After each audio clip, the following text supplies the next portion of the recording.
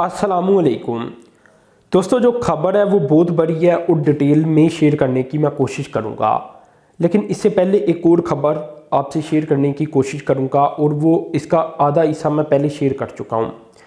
मैंने आपको बताया था कि कोई 3000 सिखों को पाकिस्तान ने वीज़ा इशू किए हैं ताकि बाबा गुरु नानक की जो तकरीबात आ रही हैं उसमें सिख पाकिस्तान में आकर हिस्सा ले सकें।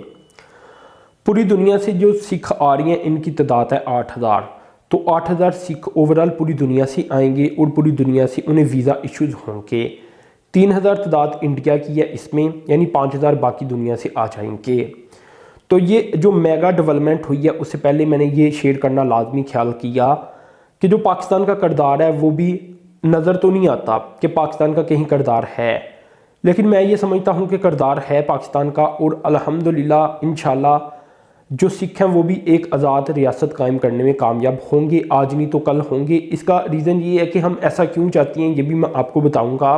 हम ऐसा इसलिए चाहती हैं कि सिखों के पास कोई कंट्री नहीं है, तो इंडियन पंजाब में उनकी पॉपुलेशन है, तो वो अगर एक अलग रियासत का मुतालबा करती हैं तो वो गलत नहीं है,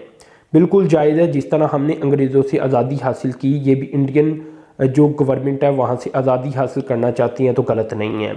खैर डेवलपमेंट की तरफ चलता हूँ। इंडियन गवर्नमेंट के जो नेशनल सिक्योरिटी एडवाइज़र हैं अजीत डोवल, उनकी जानिब से ब्रिटिश गवर्नमेंट के साथ पूरी तरह यानी बहुत ज़बरदस्त तरीके के साथ उनसे इख्तलाफ किया गया है और सिख फॉर जस्टिस जो कि होल्ड कर रही है इस वक्त खालिस्तान रेफरेंडम को, जो कि कामयाबी से जारी किया है, इस वक्त कर रही है और डिटेल भी शेयर करूँगा। तो उसके ऊपर इन्होंने काफ़ी शदीद एतराज़ किया है कि गवर्नमेंट जो यूके गवर्नमेंट है उन्होंने क्यों इजाज़त दी और क्यों सिखों के लिए रेफरेंडम किया जा रहा है इंग्लिस्तान या बरतानिया के अंदर, यूनाइटेड किंगडम के अंदर। तो काफ़ी ज़्यादा रिजर्वेशन का इजहार किया गया, काफ़ी ज़्यादा आप कह लें कि गुस्से का इजहार किया गया, क्योंकि इंडिया इससे ज़्यादा कर नहीं सकता, बरतानिया के साथ वो तल्लुकात ख़राब कर नहीं सकता, ज़्यादा से ज़्यादा कर जितना वो कर सकता था वो यही था। अब जो डेवलपमेंट हो रही है कि वो क्यों इतना गुस्से का इजहार कर रही हैं, वो ये हो रही है कि 31 अक्टूबर वाले दिन से सिख कम्युनिटी की जानिब से लंदन में सिख फॉर जस्टिस जो कि एक ऑर्गेनाइजेशन है और इंडिया में इसे 2019 से बैन कर दिया गया है, इन्होंने एक रेफरेंडम का आगाज़ किया है और इस रेफरेंडम में 30,000 सिखों ने हिस्सा ले डाला है। ठीक है ना, अंदाज़ा लगाएं कि इतनी बड़ी तादाद सिर्फ लंदन से निकली और उन्होंने सिखों के लिए जो एक अलग रियासत का मुतालबा है जिसे खालिस्तान का नाम दिया जाता है उसके हक़ में तकरीबन वोट डाल दिए। अब दोस्तों इसके बाद अब चलकर आज क्योंकि अब 15 नवंबर हो चुकी है, तो अब इसका जो दूसरा फेज सामने आ रहा है वो ये आ रहा है कि 14 नवंबर से बर्मिंघम और साथ में लंदन का एक और इलाका है बार्किंग, वहाँ भी दोबारा से रेफरेंडम करवाया जा रहा है। यानी कई इलाकों में तो तकरीबन ये जो मैं बता रहा हूँ ना, अब दोबारा दूसरा फेज तो ये नए इलाकों में करवाया जा रहा है। बाकी लंदन में किया जा चुका है, अब बार्किंग का एरिया और बर्मिंघम में करवाया जा रहा है। तो बताया ये जा रहा है कि यहाँ भी हज़ारों सिख निकल आए हैं और उन्होंने इसमें पार्टिसिपेट कर दिया है। अब जो अगला मरहला है वो ये है कि बाकी यूनाइटेड किंगडम में पहले करवाया जाएगा और इसके बाद पूरे यूरोप में करवाया जाएगा, इसके बाद नॉर्थ अमेरिका और कनाडा में करवाया जाएगा और बाकी जहाँ जहाँ भी सिख पाई जाती हैं वहाँ भी ये रेफरेंडम करवाया जाएगा।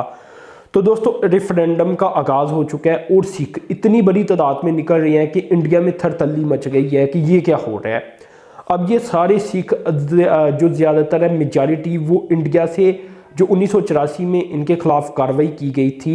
उसके बाद ही इंडिया से निकले हैं और मुख्तलिफ ममालिक में जाकर सेटल हुई हैं। इनमें से बहुत सारे सिखों की जो फैमिलीज़ है वो इंडिया में ही पाई जाती हैं, जिससे ये पता चलता है कि इंडिया में जो सिख हैं वो क्या चाहती हैं। ठीक है ना, अगर बाहर वाले सिख रेफरेंडम में हिस्सा लेकर आज़ादी का मुतालबा कर रही हैं और उन्होंने हक में वोट डाल दिया है, यानी उन्होंने एक अलग रियासत बाकायदा तौर पर बनाने का मुतालबा कर दिया है, ठीक है ना, तो अब इसमें कोई गुंजाइश बाकी नहीं रही कि सिख अपना एक अलग मुल्क नहीं हासिल करेंगे या इंडियन सिख की राय अलग होगी। इसका रीज़न ये है कि मैंने आपको बताया कि फैमिली कनेक्शन तो मौजूद है, बहुत सारे बच्चे जो बाहर हैं जिनके उनकी फैमिलीज तो इंडिया में पाई जाती है, वो इंडिया में खुलकर अपने जो जज्बात हैं उसका इजहार नहीं कर सकते, वरना उनके खिलाफ फिर कार्रवाई हो सकती है जैसा कि हम जानती हैं। लेकिन साफ तौर पर पता चलता है कि पूरी दुनिया में अब सिख ये चाहती हैं कि हमें एक अलग मुल्क दिया जाए। अब ये बात आप याद रखें, ये जो अलग मुल्क का मुतालबा है ये सिर्फ इंडियन पंजाब और इंडिया के उन इलाकों तक महदूद है जहाँ सिख ज़्यादा पाई जाती हैं। تو پاکستان کا اس میں کوئی کنیکشن نہیں، پاکستان انہیں ویسے ہی فیسیلیٹیٹ کر رہا ہے، پاکستان ان کی جو اہم ترین جگہ ہیں وہاں تک انہیں رسائی دے رہا ہے، اور ایزیلی چاہ رہا ہے کہ سکھ آئیں، الگ ملک کے ساتھ آئیں یا انڈین گورنمنٹ کے اندر ہی رہتے ہوئے ابھی جیسا کہ موجود ہے سکھ پنجاب کے اندر اس طرح ویزا لے کر آئیں، تو ہمیں کوئی اعتراض نہیں، دونوں صورتوں میں کوئی اعتراض نہیں۔ تو پاکستان اخلاقی طور پر مدد فراہم کر رہا ہے سکھوں کو کہ وہ ایک الگ ملک حاصل کر سکیں،